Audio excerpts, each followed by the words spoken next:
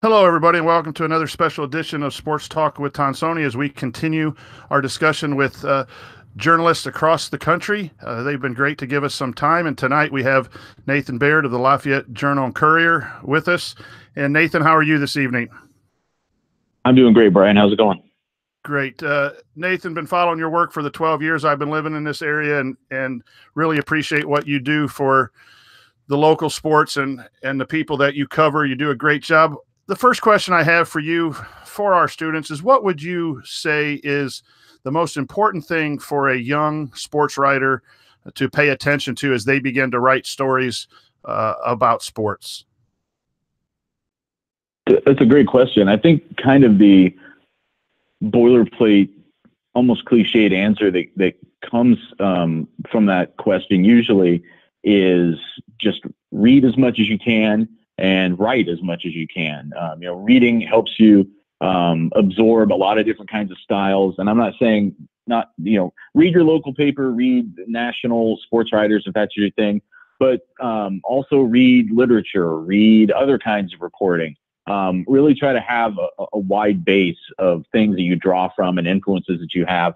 And because you're going to learn a lot, you're going to learn so much from reading, especially, I like to read guys like Chris Jones, who's written for Esquire, or other, I have a book right now I got from the library that's just all of the Pulitzer Prize winning feature winners from ever, since going back to 1979 or something like that. And you learn a lot, even though they're not writing about sports, you learn a lot that can just be translated into the kind of writing that you're doing. So just read everything you can get your hands on. But that's something that most people who are interested in this line of work at a young age are probably doing anyway. I certainly was reading the newspaper when I was really young, and that's what led me to sitting in this room here at the Journal and Courier so many years later. And then also just writing and working on your writing. Don't because I just find someone whose opinion you trust and use them as kind of a sounding board. Find someone who you feel like you can give your work to and they can critique it honestly and will help you get better at it. I had some good teachers along the way, and they would both encourage you, but also correct you when necessary. And that's how you get better. So have an open mind to constructive criticism and kind of seek it out. I mean, that's what's going to make you better in the long run. But just writing a lot will help you practice this enough that it's a job where you're just constantly writing. I mean, you're constantly churning out words of some kind, whether it's a small piece, whether it's a big piece, little things here and there, and it'll become kind of second nature to you. So the more you do it, the quicker you'll get kind of the repetition that you need to do a job like this. Do you have a distinctive style for your writing, or does it depend on the topic that you're writing about that particular time? That's a good question. That might be a better answered by people who read my stuff than me myself. I think tone is important. Certainly there are times when you can write something that's a little bit more lighthearted, and then you'll have to write something that's more serious.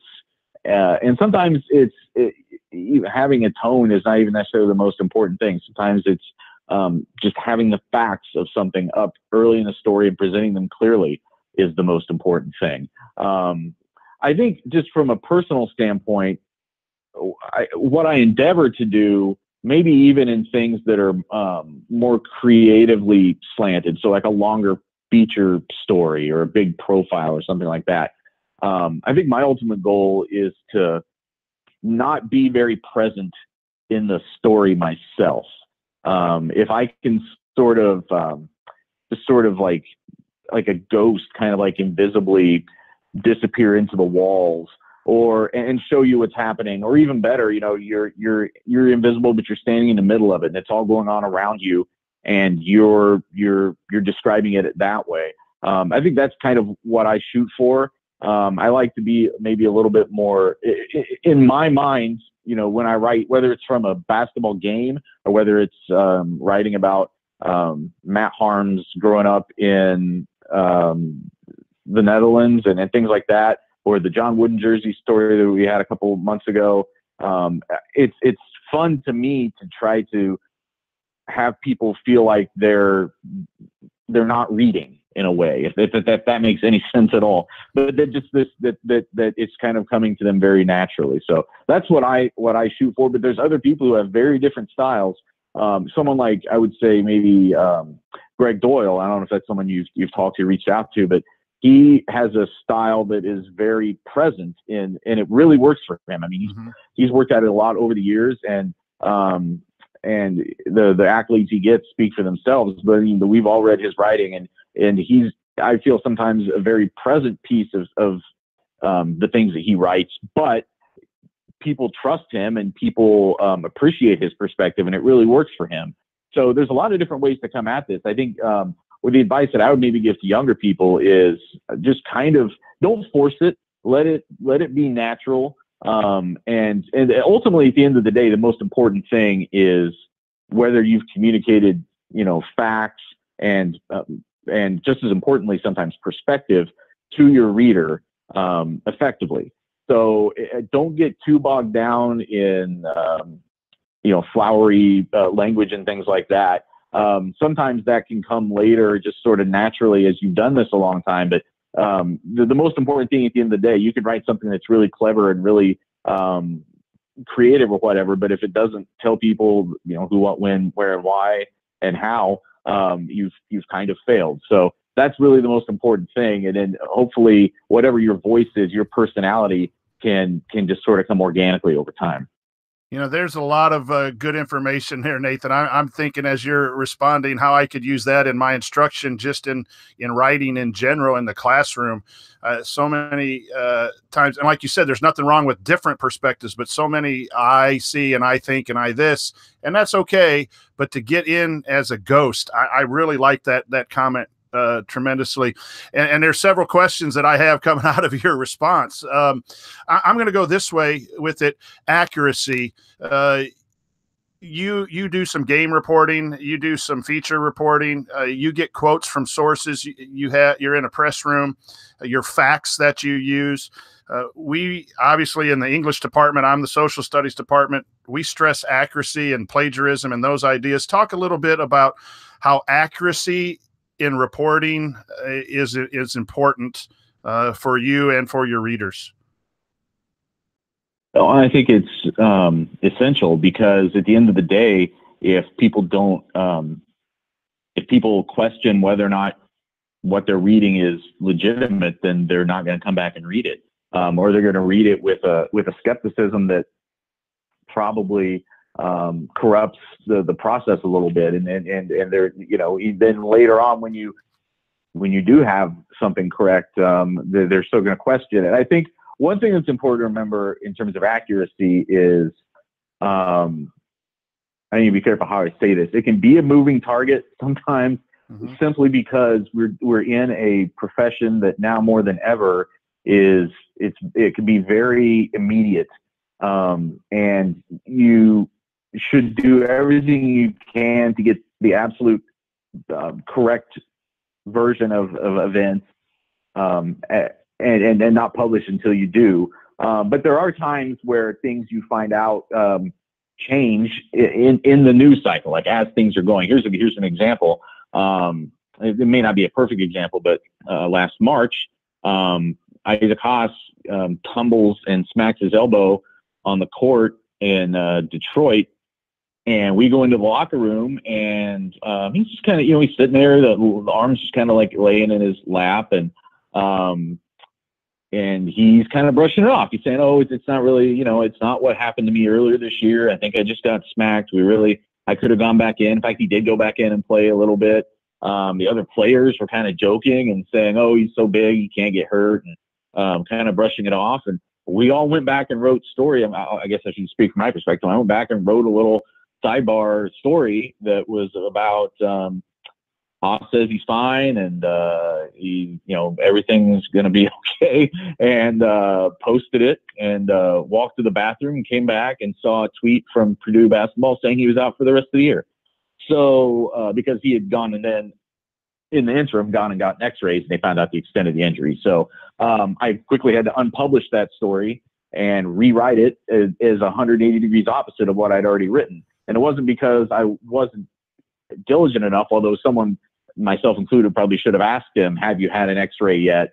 And now it's one of those things where after we've never really maybe been in that situation before. Now that you've gone through it, you'll know to ask that the next time. But in the present, myself and other people who've been reporting on college sports for a long time, that kind of slipped past us, and we had kind of moved on to just assuming everything was okay. And what we originally reported turned out it was accurate based on the information we had, but not accurate in the long run. Right. So I think there's a difference between, as human beings, you're going to make the occasional mistake.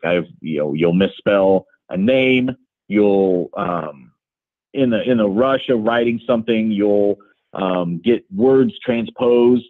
You'll use the wrong mascot name. I don't know, those little dumb things that every human brain will occasionally make. It's why you have editors. That's why you have hopefully a self-editing process to try to weed those out. Those are you try to avoid them at all costs, but they're not devastating the way that we've seen this nationally, where somebody will report something too early and then have to retract it. Somebody will report something based on one source, and it turns out that person had the information wrong, no matter how good of a source they've been in the past, and you have to retract that story. It turns out what you reported wasn't accurate. Those are the things that you try to do everything possible not to do, because those are the ones that really harm your credibility at the end of the day. And at the end of the, my product is not really necessarily my words. My product, I think, is my credibility. Right. It's do people believe what I'm writing, let alone how nice and fancy do I write it? If they don't believe what I'm writing, then there really is no value to what I'm doing. So that's the thing you have to protect above all else. That's good stuff. When you decide to write a story, and I know that there's probably some when you have a game coverage, you have to go cover a game, but maybe it's let me ask you this: when you're sitting at a game and you're doing a game story, how do you choose the angle that you're going to pursue? Because I assume you have a deadline later that evening. I know I saw you one time. I got some press credentials at the Purdue-Michigan game. You're sitting through the game. How do you decide what your angle is? Is it decided by the time the game ends, and then you look at press conference information, or how does that play out for someone like you on game day? Well, you saw a really good example of how hectic that situation can be, because you saw that 92-88 game, right? Against at Mackey Arena this year, last season, I should say.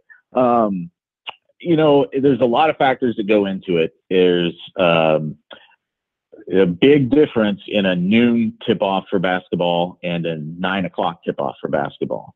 In the first case, I have a lot more freedom, because my deadline won't be until so much later that I can usually spit out something very quickly. I mean, typically I have to have something ready to go at the buzzer. Maybe we should start there. I have to have, whether it's for what the Journal and Courier is going to use, whether it's for what is needed by other member papers in the USA Today Network's Indiana groups, the Indianapolis Star, or the papers like that. They have their own deadlines, their own needs in terms of their online and print products both. So I have to have something ready to go at the buzzer. Sometimes that's just a couple of paragraphs, really. Sometimes that's basically an entire story. So if it's a lopsided game, that gets easier. You can kind of write the whole thing. In fact, sometimes you've usually written some backstory before the game ever even starts. I'll usually be in the Purdue media room at Mackey Arena or up on press row writing a few paragraphs before a game even starts, even from an early game. But so from there, it can go any number of directions. What you try to have usually is something, like I said, have kind of a backbone of the story. You try to pick out an angle here or there. Maybe you're focusing on one player or another, and sometimes that depends on who else is there, because sometimes we'll send Mike Carmen or someone else. Sometimes Greg Doyle is there from the Star, and we use their stuff. And there's some communication that goes along there as far as maybe who's handling what topic. But it can vary wildly, because there's games where you can focus on the contributions of one person and really kind of blow that out and turn it into a really featureized angle. But then there's going to be other games where it comes down to the buzzer and it was a 9 o'clock tip off to begin with, and you're basically already blown deadline, and you kind of just need to pop it out there. And it's going to be just a quote unquote game story that's maybe a little bit more by the numbers. And you try to maybe follow it up later and do something a little bit more creative. It's an interesting world we're living in right now because of just the balance between the print product and the digital product. And the print product has deadlines. The digital product has either no deadlines or every second deadlines, depending on how you want to look at it. But it's a much more liquid process on that side of it.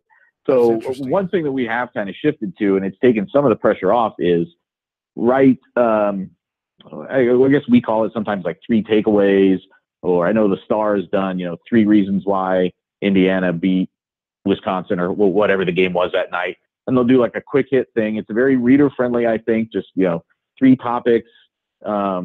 It's tight, it's clean, and that's what you file at the buzzer, and that's probably what people are going to read in print the next day. And then that frees the writer up to then go to the press conference or whatever the post-game interview process is and take all the time they want to craft something more insightful, maybe more topical, something that zeroes in on one specific thing. We have a lot of options now. So at times it's both frustrating to still be kind of under that print deadline pressure, but we've also done a good job to come up with things to maybe relieve that pressure. Because if you look at outlets like, for instance, The Athletic, their writers really don't post anything as soon as the game ends. They figure all the daily papers and websites and stuff probably have that covered. They're looking in kind of the long term each time. They're looking for something more insightful, and if it doesn't get posted and people don't read it till the next morning, that's okay. It's kind of a new approach that the internet world has allowed for us, and for readers, for people like your students, I would encourage them to just start looking at how they read other reporting or how their friends read reporting. It's a lot of mobile. And when do you actually go on and read a game story? Do you read it as soon as the game ends after you've just watched it or been there? Or is it maybe not until the next day? Because they're the ones who are going to get to kind of keep crafting this new approach as we go forward. I mean, we've already started to make some changes in the way that we do our jobs, but this is the next generation that's coming in that's going to be even more immersed in sort of a digital first approach to consuming media that's going to, be able to make those new decisions. And I think people from my generation and older have been trying to do it, and it's not necessarily the same for us. We don't still necessarily consume media that same way. The people who are younger and do it that way, I think are going to have a lot of say going forward in the best practice of how to do this. Write for your audience in the way that you think that they will consume that kind of product. That's interesting. Does the digital presence of your articles change kind of how you've written, either the length of the article, the depth of the article, or is that writing still the same? It's just up on a digital platform? A little bit, only because in those instances like I'm talking about where, my print story needs to be whatever it needs to be, 700 words, or probably not even that much, 600 words. It needs to be filed, by this certain time. So sometimes I'll get that together, even if it's not more of a nuts and bolts version, it's something more creative, but, get that out, and so that they can do what they need to do for print with it. And then I can then come back with the digital version. And even if it's essentially the same thing that showed up in print, I can flesh it out more. I can add different quotes or add quotes at all. If it was a really tight deadline, I didn't get to do that. So that's one thing that's changed, is just those versions of things. The other thing that I've noticed, though, is in some ways it really hasn't changed. I think as an industry, we worried that it would, and that there was some blowback on whether we should be doing longer stories, whether there was still a place for long form journalism. And I can say that when I've written longer stories, and when I consume longer stories, even if I'm looking at it on my phone, if it's a compelling story, I'm going to follow it. I think just the same as anybody would if they were picking up an actual paper newspaper. There are some obstacles to it just because it doesn't always show up on one page, but we've also come up with some design elements to counteract that a little bit and make it more reader-friendly experience. So I've been pretty pleased that really the journalism doesn't need to change that much. Sometimes the way we deliver it needs to change, but it can be the same story we always delivered. It's just being cognizant of the person that's on the other end reading it and how they would most like to receive that, and then delivering it to them in that fashion. But as far as it hasn't changed too much what I write in the long term. The one thing that it does change is, again, sometimes you're just firing out that very quick version because you can. It used to be, nobody was reading your stuff until the next morning or whenever you printed the paper.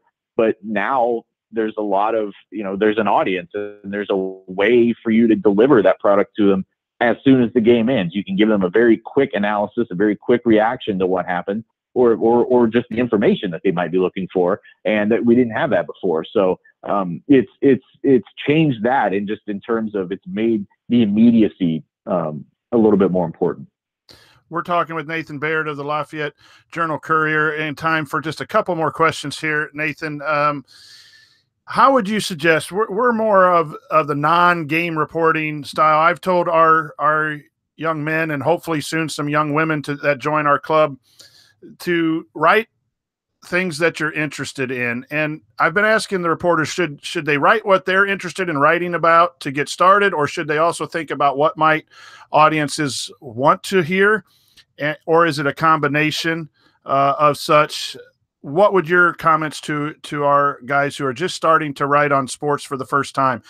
Their interest, readers' interest, or both? It's really hard.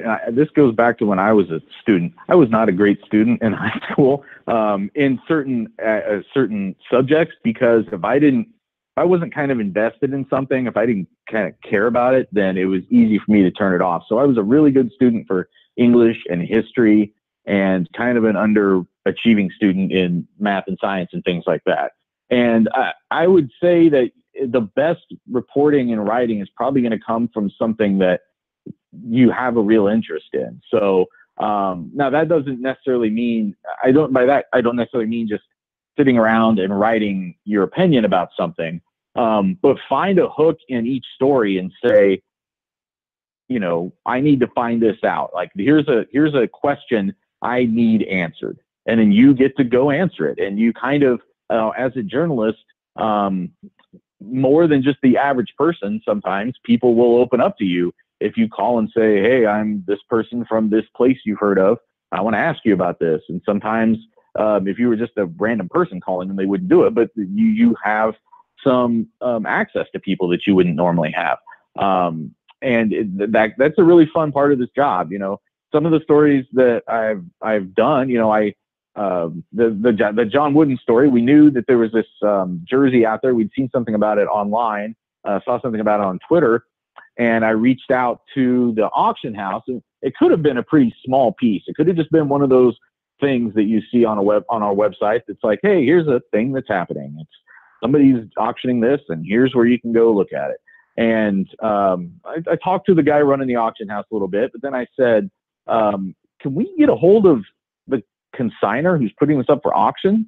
Because that kind of interested me too. I just like, who has this? Where did it come from? Like, I need to know this backstory. Like, that's the real story here. The fact that there's a piece of sports memorabilia up for auction is that's not a story. That's not, to me, that telling people that isn't necessarily journalism. The journalism was, I want to get this guy or woman, I didn't know at the time, on the phone or in person if they're local, and I want to sit down or just chat with them and hear this story. And we got lucky in this case that we were the only ones calling, and the person went to the person who had put it up for auction and said, yeah, they'll talk. They're willing to talk. Here's his phone number. And I called and talked to him a few times and got this great, kind of still unbelievable story of how this jersey was sitting in a box in a dresser in Clinton County, and then they eventually passed it on to this guy, and his mom sent it to him via direct mail or whatever, and it sat in his closet for a while, and then all of a sudden it's worth $264,000 or whatever. And that all came from just not being sort of satisfied with the first answer you get, or just finding out. As I said before, there's those 5 W's that you find in any journalism class: the who, what, when, where, why, and those are really important. But I think the most important one is why, and then the other one that gets left out sometimes is how. And that's where you really get to kind of separate yourself as a writer, is when you can tell people those sorts of details that other people don't know, that other people that they wouldn't know otherwise. That's kind of, I think my goal as a writer is, when you read something I write, hopefully there's something enlightening there. Hopefully, it obviously doesn't happen every time. This job's like any other job. There's times where you feel like you're just on the assembly line. Not every story is going to knock your socks off when you're working at a daily newspaper. But in a perfect world, you're going to be surprised in some way when you pick up a Journal and Courier and you read the writing we do. You're going to find out something you didn't know otherwise. And that's really kind of what I endeavor for. So yeah, find something you're interested in. I wouldn't be a sports writer if I wasn't interested in sports from a young age, probably. But when you're going into a story, make sure you're pushing through beyond what you already know, because there's a decent chance your readers might already know that too. Go, ask questions, keep pushing for what you don't know, because that's where you're going to find the detail that's really going to hook a reader and keep them interested too. Nathan, I appreciate it. I got one last question, then I'll let you go. I know you're a busy guy. What do you think is the biggest mistake young writers make in journalism in general, or sports journalism, that we can maybe we can avoid it, but we can at least give a heads up to these young people who are taking on this new endeavor? Yeah, I think the one thing I would caution people about is, especially in the Twitter age, I see a lot of people who are trying to make a splash by throwing out either, the hot takes, or even when they're trying to, break news by just throwing things out there and not sourcing it to anybody, and without any credibility that they've already built up. And I guess I kind of understand it. You're trying to make a name for yourself, but and you should be an aggressive, dogged reporter, and you should, when you have the goods, you should feel confident about putting it out there. I would just advise people to build that sort of reputation the right way. Don't get ahead of yourself a little bit. It's not that this is a super serious world when you're dealing with sports reporting, but if you really want to be a credible purveyor of this information, a credible source of this information, you need to have kind of put in the legwork and backed up what you're writing with real reporting. And I would say that's what I try to tell people at the end of the day is, writing and reporting are two very different, even though we do them at the same time, two very different skill sets in a lot of ways. And I feel like writing is a lot easier to me than reporting, where you want to have, deep sources who will tell you things, and you're so that you're sure that the information you're putting out there is correct. Whether that's people who will tell you things, whether that's people that when you find things out, you can then go ask them. That's, it clarify things and double check things. I have conversations all the time where I'm basically calling someone saying like, hey, I'm writing this. I've already reported it, but is what I'm saying to you, what I'm reporting here, is this accurate? Or is that how you understand things to also be? And I like to, there was a story I wrote just the other day where there was something that I thought was the case. I touched base with a source and they said, no, actually if you've got it slightly wrong, it needs to be written like this. And I'm like, oh, okay. And then I went back and did some more reporting on my own and clarified that. And those kinds of little things are really what are going to set you apart in your career in terms of what we talked about before, whether people trust you or not. I think, the other thing that maybe I left out early on, reading and writing are really important, but you're going to have to, and probably the hardest thing for me, just based on my personality, is be a really engaging person who's not afraid to just walk up to strangers and sometimes ask them pointed questions. And sometimes you have to do it in a crowd of people. But that's what this job is. That's where it can be kind of the toughest part of this job mentally is, being on the spot like that. But that's, at the end of the day, that's the toughest part. My advice would be don't pull your punches when it comes to the reporting. You've got to really kind of be all in on that end of it before things like the writing and your personality and all that stuff will end up mattering. Nathan, I can't thank you enough. I enjoy your work. You've been really friendly to us when you've seen us, and the paper has been great for the bracketology stuff.